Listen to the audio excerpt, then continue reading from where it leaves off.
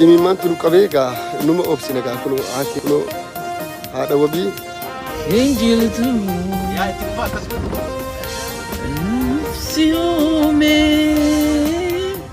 undaqee totolchee bifa kee wal qixa bareeche.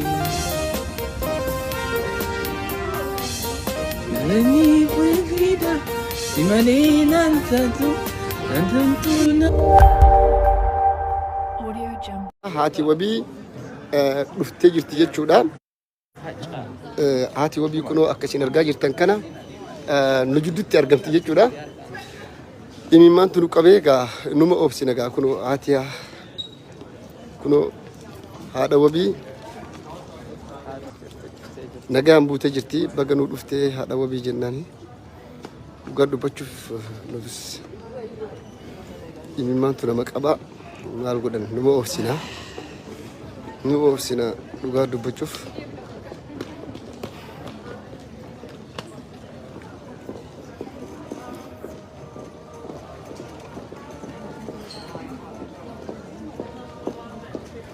Dubartii jabduu uummanni Oromoo qabu keessaa ishee takka. Uummanni keenyaa kunoo shamarran keenyaa dubartii jabduu Dr. Awwala Loos addeefaantu simachaa jiru.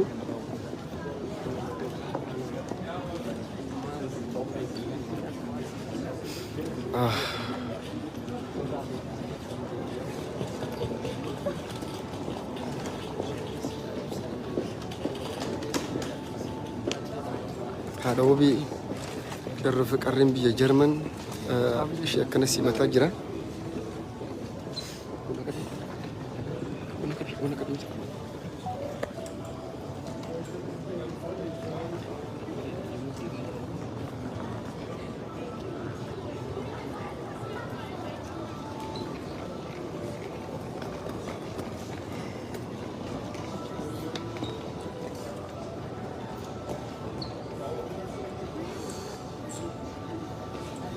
Tamam, abshir. Mango.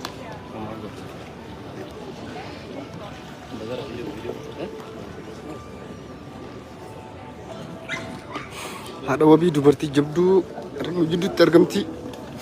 Dhugaa dubbachuuf oliviin nu cabee qaruun nu jaanu.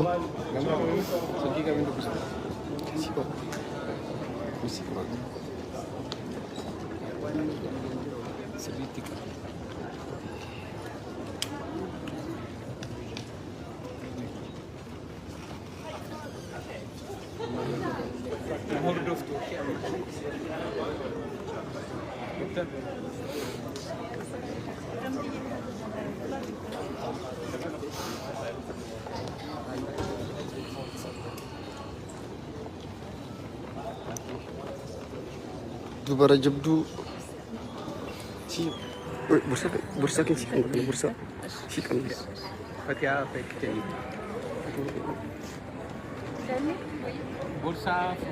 Fatu bursa kan kunooti haadha wabiitii faantu galatoomii baga nagaan nu dhufte. Baga nagaan nu dhufte.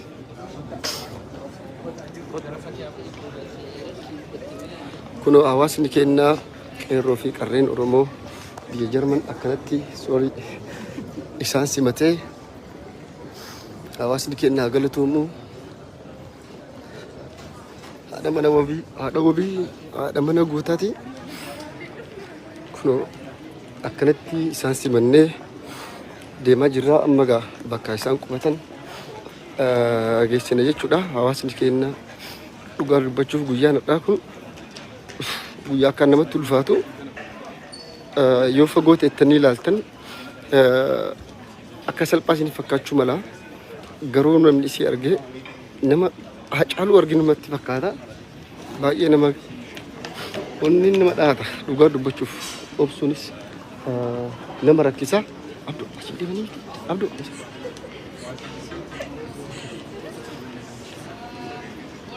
kunoo kabajamoo Dr. Awwala Loos artiist Hirphaa Gaanfuree faanis hawaasni keenyaa biyya Jarman qeerroo fi qarreen akkanatti isaan shimatanii dubartii jabduu dhugaa dubbachuuf namni ni bu'aa isiin akka garuu namni hin boonne nama jajjabeessiti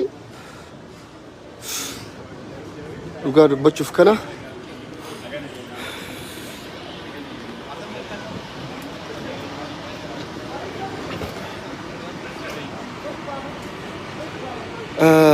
kanaaf kabajamtootaaf jaalatamtoota kennaa dirree xayyaaraa keessa amma bahaa jirra.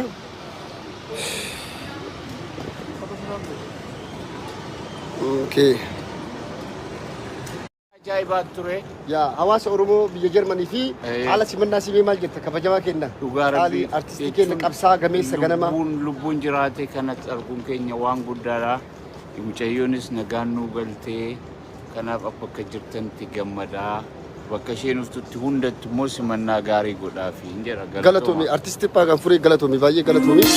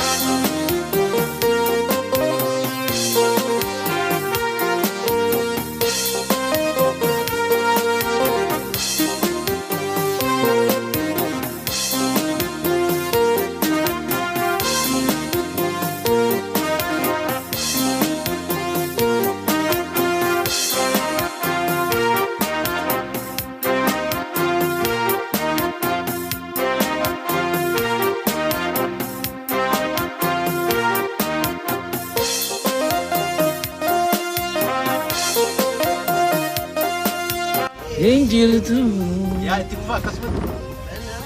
nafsi ume undake totolche bifake wal kitabareche nalani vida simane nantatu